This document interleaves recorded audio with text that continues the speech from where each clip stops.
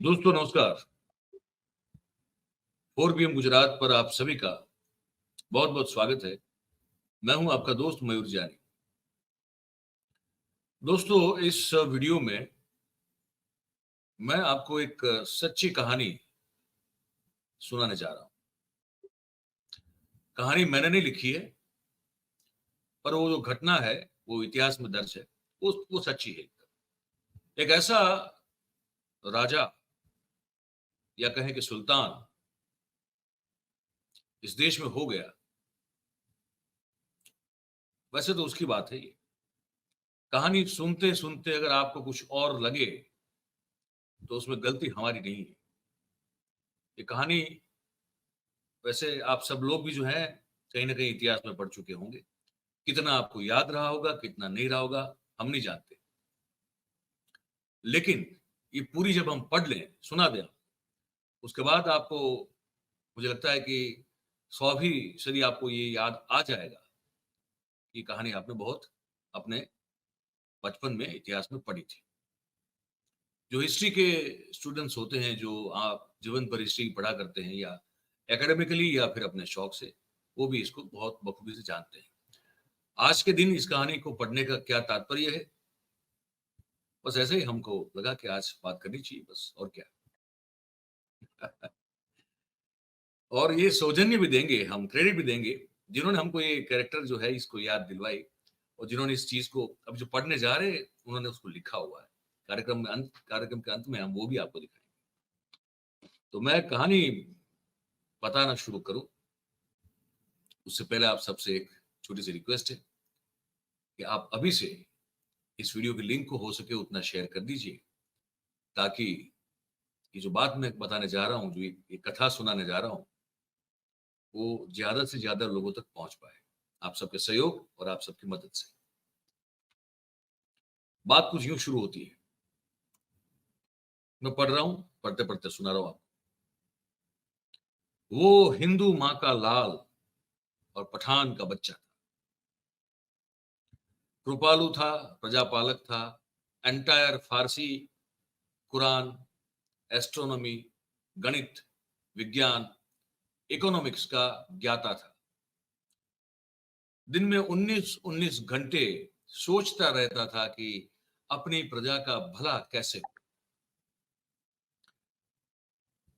तो उसने फिर जो है बारी-बारी से सबका साथ, सबका विकास करना डिसाइड कर लिया।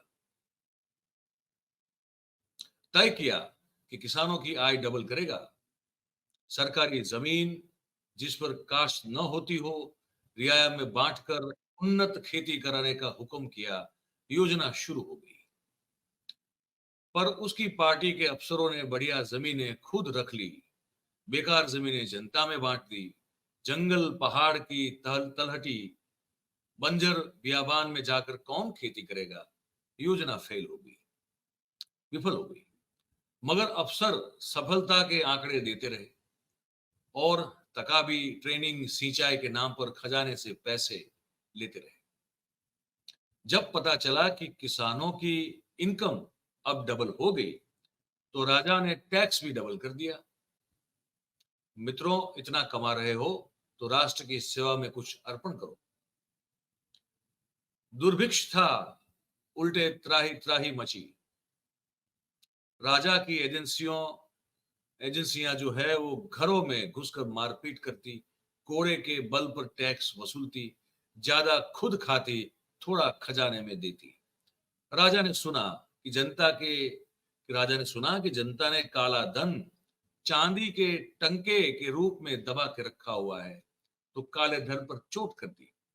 एक शाम अचानक कहा, चांदी का रुपया बंद, आज से तांबा ही चांदी है। ठीक है। फिर फिर क्या?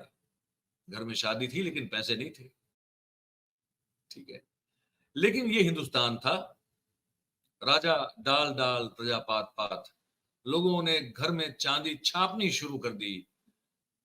माने अब तो तांबा ही चांदी था ना। इकोनॉमी की वाट लगी। राजा डेस्परेट होकर नए तरीके निकालता। डिजिटल करेंसी, कभी क्रिप्टो करेंसी, कभी कुछ, होना हवाना कुछ नहीं था। अर्थव्यवस्था ढह गई, महंगाई बढ़ गई। राजा ने कुछ राशन का इंतजाम किया, लेकिन प्रजा त्राही त्राही करने लगी। लोगों ने ट्वीट किए, पागल राजा, मूर्ख राजा, ऐसे ट्वीट किए। अहमक है तू बादशाह, ऐसा भी कहा गया। राजा को बड़ा बुरा लगा। सोचा कि जरूर उसके महल में वास्तु दोष है, करे अच्छा मगर बुरा हो जाता है। उसने एक विस्टा खोजा। साम्राज्य के सेंटर में एक विस्टा, देवगिरी नाम था उसका। राजा ने कहा कि आज से देवगिरी का नाम दौलताबाद। अपन वहां बसेरा करेगा, दिल्ली वाला सब मेरे साथ दौलताबाद चलेगा। तो 1200 किलोमीटर की पैदल यात्रा शुरू हुई। पूरी राजधानी उसके नागरिकों को घसीटते हुए सेंट्रल विस्टा, जो कि देवगिरी से दौलताबाद बन चुका था, वहां उनको पहुंचाया गया। रास्ते में 50% लोग जो है, 50% लोग, 50% लोग मर गए। जो जिंदा पहुंचे, उनके लायक न काम था, न मौसम, न मिजाज, सारे उदास थे। राजा भी उदास था, क्योंकि उत्तरी सीमा पर छोटी आंख के मंगोल जो लोग थे, उन्होंने उत्पात मचाया हुआ था। पहले वाले राजवंश मंगोलों से लड़ चुके थे, कुछ जीते, कुछ हारे थे। लेकिन छोटी आंखों वाली लेकिन छोटी आंखों वालों की इकोनॉमी बड़ी थी। राजा लड़ना नहीं चाहता था, तो दुश्मन को ताकत से नहीं, युक्ति से हराने का तय किया था। छोटी आंख वालों ने प्रोडक्ट दौलताबाद में बैन कर दिए। छोटी आंख वालों के जो प्रोडक्ट थे, वो दौलताबाद में बैन कर दिए। झालरें, दीप, जूते, चप्पल, मशीनरी। दुश्मन की इकोनॉमी भसकाने का प्लान तो ब्रिलियंट था, मगर उन चीजों की दौलताबाद में ही किल्लत हो गई। ये सब चीजें जिसको बैन कर दिया, उन्हीं सब चीजों की दौलताबाद में किल्लत हो गई। चाल उल्टी पड़ी, तो फैसला रोल बैक करना पड़ा, पैतरा बदलना पड़ा। छोटी आंख वालों की को रिश्वत दी, पैसे ले लो, जूते दे दो। छोटी आंख वालों ने पैसे लिए और जूते भी लगाए। राजा की बड़ी बेइज्जती हुई, पर उससे जनता और दरबारियों से यही कहा, न कोई घुसा है, न कोई आया है। दौलताबाद से उत्तरी सीमा को बचाना कठिन था। तय हुआ कि वापस दिल्ली जाएंगे। कारवां दिल्ली लौटा। शहर की 75% आबादी जो है, इन चोंचों बारों में मारी गई। अंततः इस ब्रिलियंट आइडिया से दिल्ली की पॉपुलेशन प्रॉब्लम सॉल्व करने में मोहम्मद बिन तुगलक सफल रहा। बताना भूल गए कि हम जो है तुगलक वंश के मशहूर सुल्तान जौना खां उर्फ उलुग खां उर्फ मोहम्मद बिन तुगलक की कथा सुना रहे हैं। किसी जीवित या मृत कैरेक्टर से कोई संबंध मात्र संयोग हो सकता है, ना कि कोई प्रयोग। डिस्क्लेमर में ये पहले बता देना चाहिए था, हमसे गलती हो गया। तो तुगलक के बारे में बात की जाए, तो सारे विचार, सारे आइडियाज जो थे, वो ब्रिलियंट थे। वह सदा जनता की भलाई की ही बात सोचता था।